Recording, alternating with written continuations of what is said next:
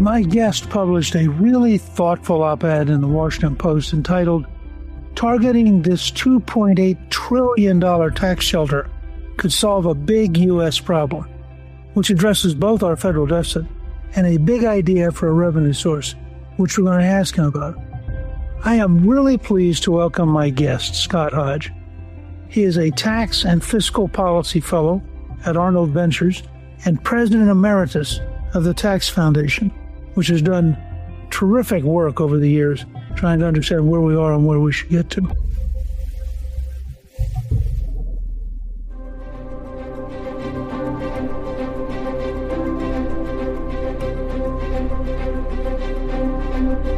Scott, welcome and thank you for joining me on Newt's World. Thank you very much. Let's start with the big picture. The latest numbers from the Congressional Budget Office show deficits topping $2 trillion for years to come, with debt levels we've never seen outside of wartime. When you look at that trajectory, how worried should Americans be? Extremely worried, Mr. Speaker.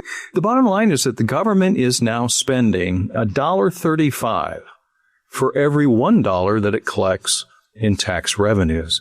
And as you mentioned, that is the trajectory for as far as the eye can see. And I think some of the more worrying elements of this is that so much of that spending is on autopilot through entitlement programs, whether it's Social Security or Medicare or Medicaid and other things. But at the same time, the debt load is increasing the interest payments on that debt. And I was looking at some of those Congressional Budget Office forecasts, and it's truly frightening how much that interest payments are increasing over time. Currently, we are paying more in net interest on the debt than the size of our defense budget. But if we look forward by about 10 years or so, we'll be spending as much on interest on the debt as both defense budget and our domestic programs combined. That's really scary.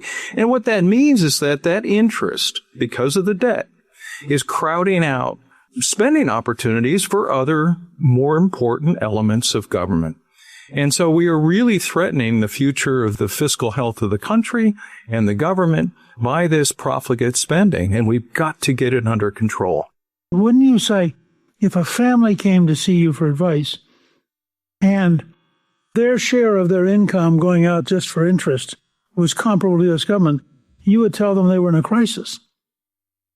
Absolutely in a crisis. And it's the kind of crisis in which you cancel your cable subscription, your cell phones, you scrimp in every way possible, and perhaps even go out and get a second job because your revenues and your spending are simply not matching.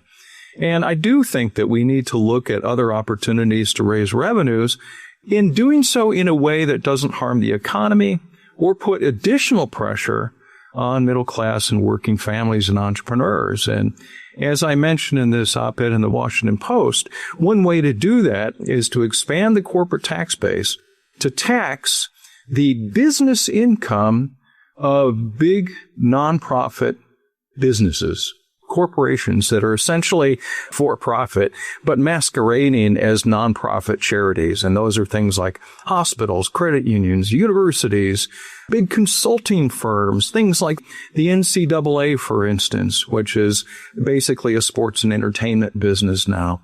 There's roughly $2.8 trillion worth of business income that's being made by these so-called nonprofits, and it goes untaxed.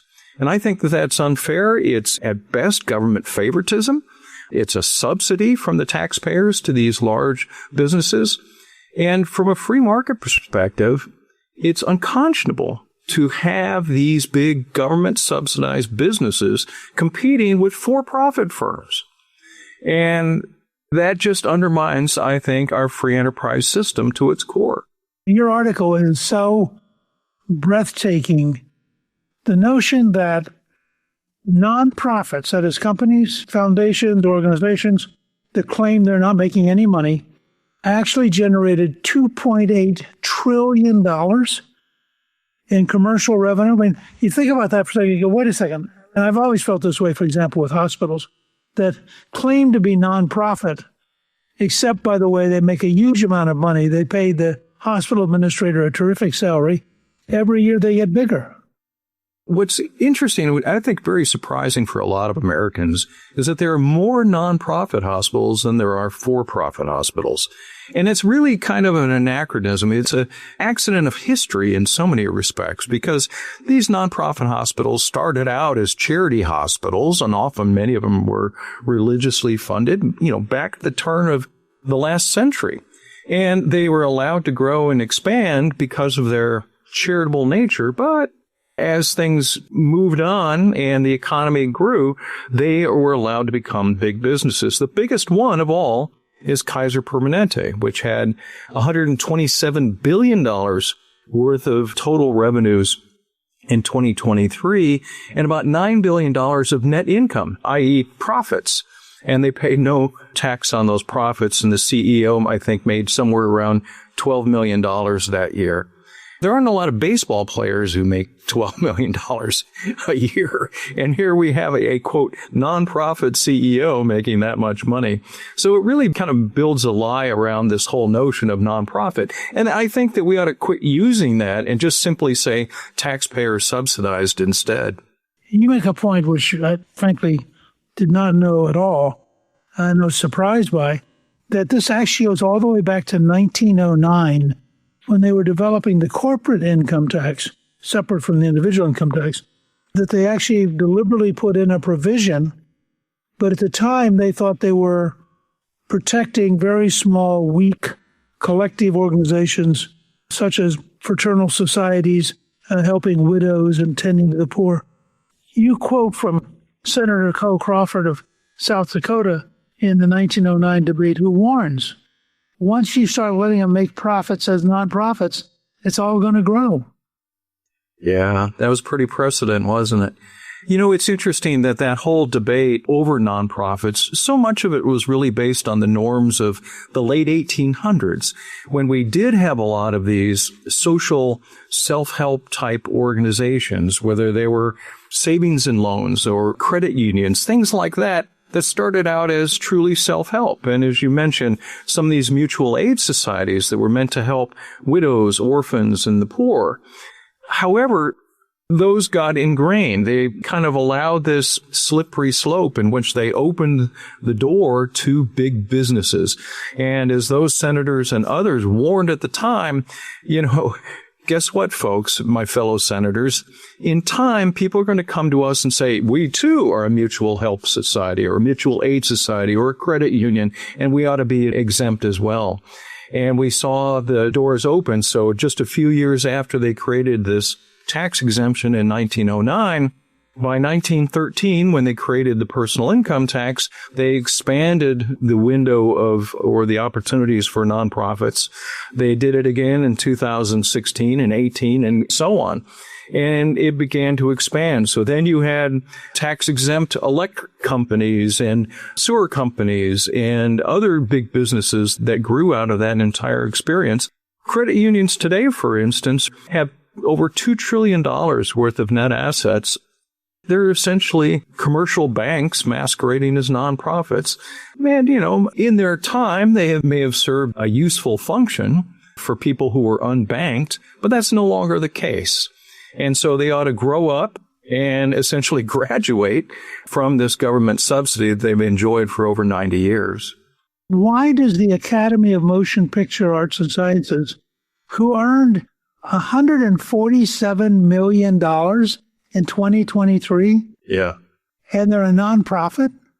Yeah, they're considered a business league or a membership organization. In our parlance, they're a 501c4. And so as a result, they're nonprofit, like an interest group, if you will. And so when they sell the rights to things like the Academy Awards, or you get the other groups that have the Grammys, all of those are nonprofit organizations. And all of the TV revenues they get is tax-free. What's interesting about this from a tax perspective is that it's what we in the business call double non-tax income. And what that means is that when ABC pays the Academy their $147 million, they get to deduct that as a business expense because that was part of their operating business. However, when the Academy gets that $147 million, it doesn't pay tax on it. So that money is completely out of the tax system and effectively subsidized by the rest of us. If I'm a for-profit hospital and I'm across the street from a not-for-profit hospital, I'm actually paying extra taxes in order to subsidize them not paying taxes while we're delivering the same service. And not only competing on a business-to-business basis, but effectively subsidizing your competitors. And so when I talk about the fact that this undermines our free enterprise system, that's really the heart of it. And we see it in so many different ways. Small businesses, small community banks, for instance, are being purchased by credit unions, which I kind of liken to your YMCA buying Gold's Gym. It just doesn't make any sense why a nonprofit would buy a for-profit bank and then take it essentially out of the tax system. So here you had a profit-making bank, one paying taxes, both to the federal level, but also to your state and local communities. And now it's being purchased by a nonprofit and essentially being made nonprofit. And so the government loses, communities lose as a result. And I don't think that's fair. Can you suggest that if you simply applied the same corporate rate to the nonprofits, you would generate about $51 billion a year? Yes, and that's the kind of new revenue that does not hurt the economy. It doesn't depress incomes, like if you were to raise personal income taxes or raise the corporate tax on other businesses. It essentially expands the tax base in a way that is neutral, it's fair, it levels the playing field, and it does so in, I think, in the most economically sensible way. It makes some of the biggest businesses in America pay their fair share while putting them on equal terms with their for-profit competitors.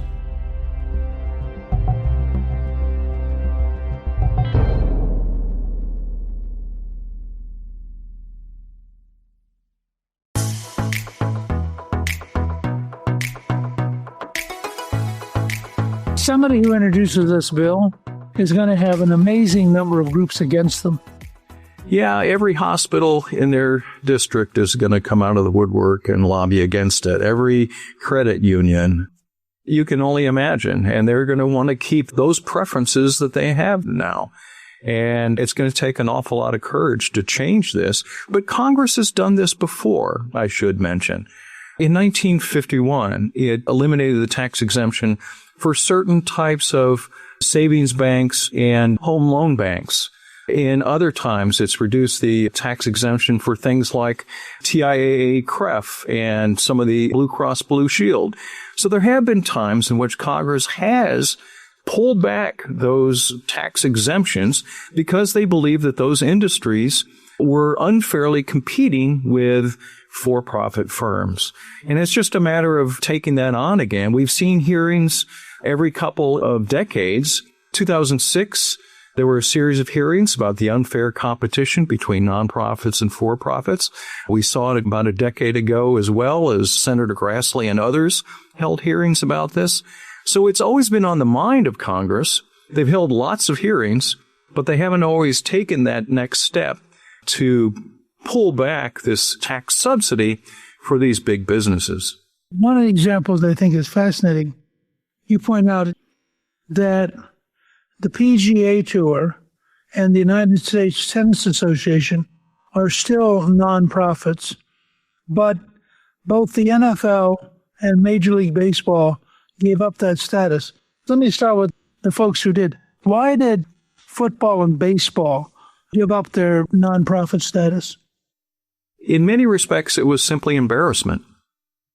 Members of Congress had been calling on them. They used to be what were called 501c6 organizations. Those are business leagues, kind of like the Chamber of Commerce and things like that. And members of Congress had railed against them because they, number one, they saw the billions of dollars that were flowing into those sports and entertainment businesses, but they also saw the kind of money that the executives were earning at the NFL and MLB. And so finally, I think both of those organizations realized that politically they had to change and become a real for-profit business. And much of what they do anyway is channel billions of dollars worth of TV revenues and sponsorships to their teams, who also pay tax on the income that they earn. And really, that's what we see, unfortunately, with things like the golfers and tennis and even the drag racing, things like that are still hiding behind that business league nonprofit. And it's time for them to own up and become the real sports and entertainment businesses they are and pay taxes like everybody else. And one last note on that, it's interesting that pro basketball, the NBA, was never a nonprofit. So it started out as a commercial operation and was never a nonprofit. I think that's kind of a fascinating story by itself. It's interesting that they made the decision. And we actually go back and look at the minutes of how they made that decision. When you look at this, why shouldn't both PGA and the U.S. Tennis Association, why shouldn't they become for-profit? I mean, they are for-profit. Indeed. And, we see tens of millions, not hundreds of millions of dollars going into those businesses through sponsorships and hosting tournaments and whatnot. And so they are effectively sports and entertainment businesses. And again, they may have started out as sort of a club or a league of sorts, but they've really turned into businesses and ought to be treated that way. Given how we're watching the evolution of college sports, shouldn't that pretty soon also apply? Essentially, like the SEC is a television negotiating system. That's exactly right. They perform really the same function as the professional sports leagues like the NFL and MLB, and that they negotiate these big TV contracts and then funnel those profits down to their members. And we're seeing a lot of these universities turn their athletic programs into professional sports programs. In fact, Rutgers was the most recent to announce that it was creating an LLC business and putting its entire athletic department in that new LLC so that it could raise more money, especially corporate money, to be able to pay the athletes, as is now allowed, and funnel some of that NIL money to the athletes as well. And other universities have been doing this recently. The University of Utah just signed a big, almost $500 million deal with a private equity firm to manage its sports program. And so the job of the firm is to raise more money through advertising and other things, endorsements for the athletic department. This is the wave of the future in college athletics. And no one's yet talking about. I mean, it's sort of behind the surface, but it's quietly happening in front of us. And I think we just need to recognize that this is where the things are going. And let's just say it's time for them to go pro. With all the various changes we've seen in the last 3 or 4 years, these are clearly now almost like the AAA baseball feeder system. In baseball, I mean, you go to college in order to increase your net value when you get drafted. It's a totally different model. It is, but the real challenge that everyone is wrestling with is what do you do about non-revenue sports? We all know that football is the big moneymaker, basketball is the big moneymaker, but what do you do about gymnastics? What do you do about crew or rowing or archery and some of these other things that may have a competitive element, but they're not the kind of revenue generating activities that you see from the big ones? And then the other worry is about Title IX. And how do you make sure that women's sports are equally funded as well? So these are some of the more challenging questions that are being faced by these athletic directors. And members of Congress are dealing with this as well. There are a number of bills to try to organize some of this and try to bring some reason to the process. But there are some really nettlesome challenges that we're going to have to overcome. The process, it seems to me, you may end up in a system where all of the sort of secondary sports are paid for out of the activity fee of the university. Maybe. I think it'll be interesting to see how this shakes out, because so far, when, say, the University of Kentucky or even Utah put their athletic department into these LLC companies, they put the entire department in there. They didn't hive off football and basketball. They put the entire program there. So it will be interesting to see if they can subsidize all of it through these more lucrative deals that they're getting from both football and basketball. Well, and you also now have the income to the students. That's a story that's going to unfold over the next 5 or 10 years. We do not understand the path we're now on. Yeah, and the interesting thing there is that the NCAA is seeking antitrust protection, and they don't want to call these athletes employees. They want to essentially treat them as Uber drivers, so they're contractors that we're paying, but they're not employees. And I think that that is probably going to lead us down a path where these athletes are going to unionize, and we're going to see some measure of collective bargaining at the end of the day, much like we see in professional sports. What militates against that is you're only there for a short time. You come in, and your real job is to maximize future revenue. So you have to think, if I get too active as a union member, does it get harder for me to get drafted? Yeah, I never thought about that. That's an interesting one. I don't know how this is going to play out. We've entered down a trail, and I've always felt sympathetic because they're the reason people are there. They're the reason television's there. But for all these years, they were clearly the people who didn't get the money. I mean, it was a very strange system, largely driven, I think, by television and the sheer amount of money that you can now get out of TV contracts. And the folks who did get the money are the coaches. And then we get these ridiculous buyouts that have embarrassed, I think, the entire system.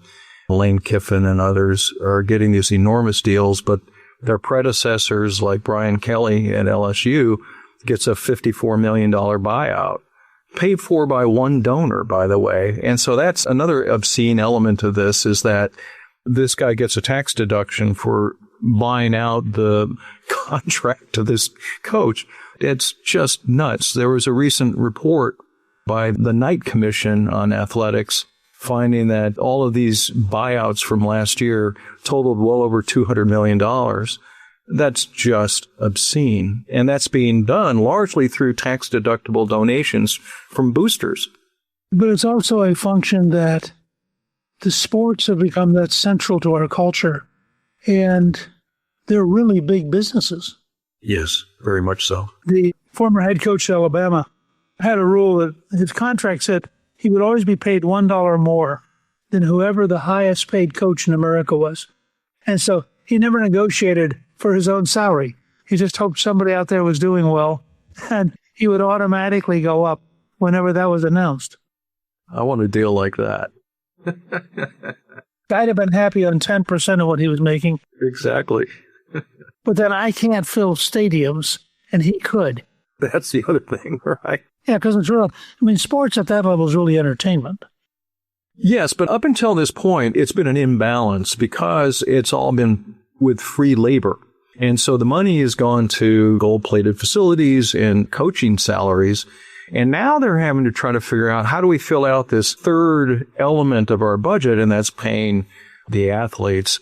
And that's bringing about a whole new challenge. And I think that's why we're seeing many of these programs begin to look at partnering with private equity firms to bring some cash to the table. But also, what these private equity firms are bringing is understanding how to maximize revenues and expand their revenue base. And that's what these programs are leaning on, the private equity, to bring those technical abilities and business skills to a program in which has been run by amateurs up at this point.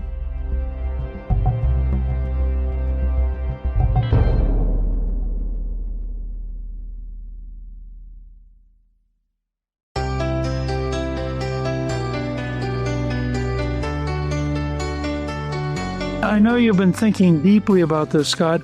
In addition to taxing the nonprofits that are actually profit-making, what other steps would you take to help solve the deficit? We really need fundamental tax reform.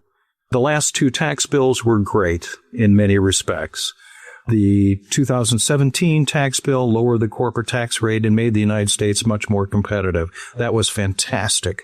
It simplified the tax code for individuals by increasing the standard deduction so that 9 out of 10 Americans didn't have to itemize their taxes and their deductions.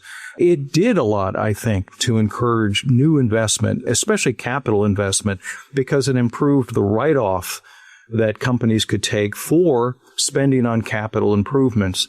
The latest bill last year improved on many of those things, but it actually went backwards in some areas by adding on more complexity to the tax code, like no taxes on tips and overtime and things like that. So it actually made the tax code more complicated while improving it in many other ways.